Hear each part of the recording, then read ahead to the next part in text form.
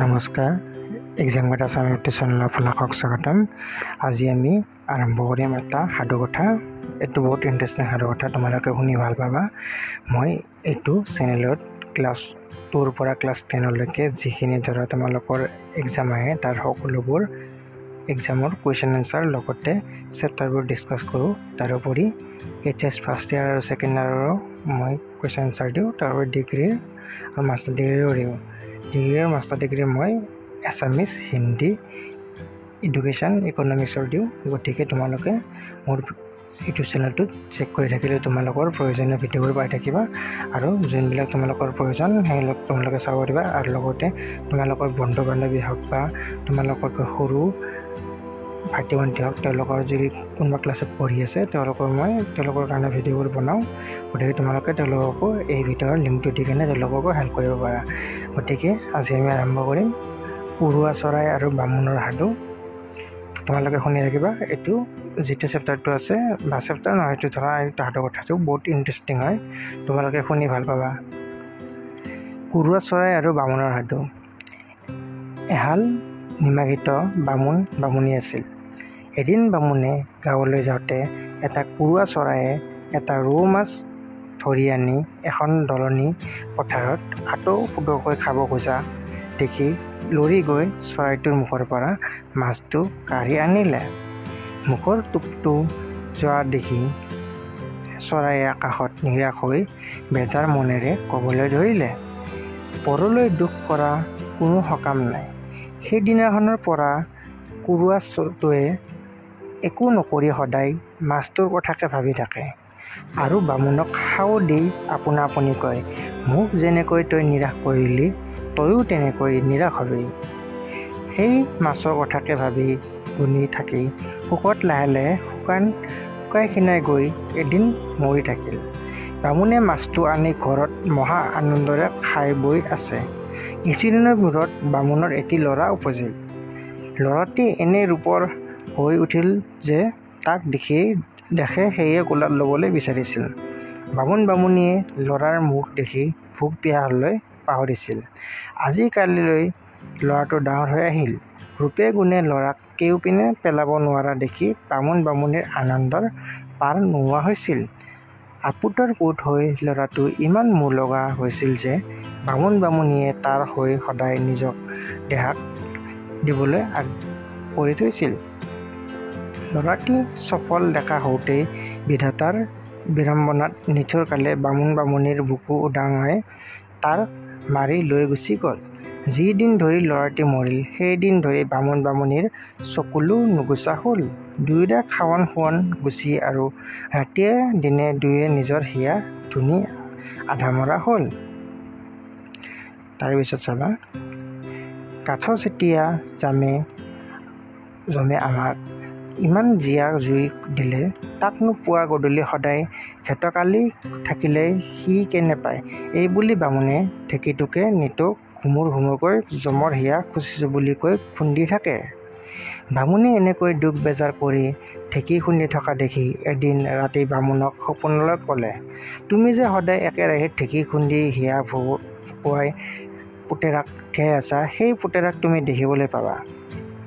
মাথোন মই এটা কথা কওঁ যে সেইটোৱে তুমি কৰিবা। কাইলৈ তুমি ভিতৰৰ পৰা দুৱাৰ মাৰি তোমাৰ গোসাঁই ঘৰতে শুবা আৰু 3 দিনলৈকে কোনেও তালৈ গৈ তুমি নিজে নুঠা মানে তোমাক জগাবলৈ হাক দিবা। পিছদিনা পুৱা বামুণে সপোনৰ কথা বামুণীক ভাঙি চিঙি কৈ সেইমতে তেওঁৰ গোসাঁই ঘৰৰ ভিতৰত শুই থাকিল। বামুণৰ যেতিয়া ভৰ টোপনি আহিল তেতিয়া যমদূত এটাই বামুণৰ দেহটো তাতে থৈ জীৱটো লৈ যমপুৰী পোৱালেগৈ। বামুণে যমপুৰীত কত যে লীলা খেলা দেখিলে তাৰ সীমা সংখ্যা নাই। যমদূতে কোনো পাপীক হালে হালে সাঙুৰি খুন্দি তাও কৰিছে, কোনোক উভতাই মুঠ চেলাই খাৰণীত জুবুৰিয়াইছে। অঘাইটং পাপীবোৰক সিহঁতৰ জিভাত শলা মাৰি মহ টানি নি নৰক কুণ্ডত পেলাইছে।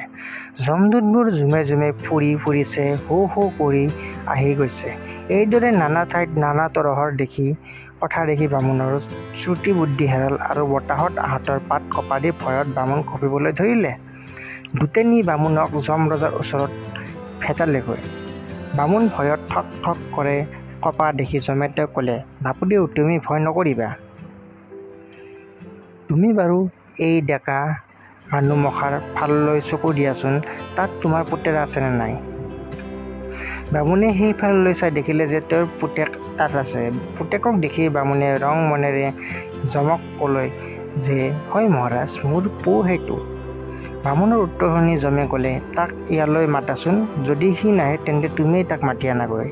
বামুণে পুতেকক মাতিলত পুতেক নহা দেখি তাৰ ওচৰলৈ তেওঁ গৈ, হেৰ বোপাই, মই আহিছোঁ নহয়, তই এইপিনে চাচোন বুলি মাতিলে।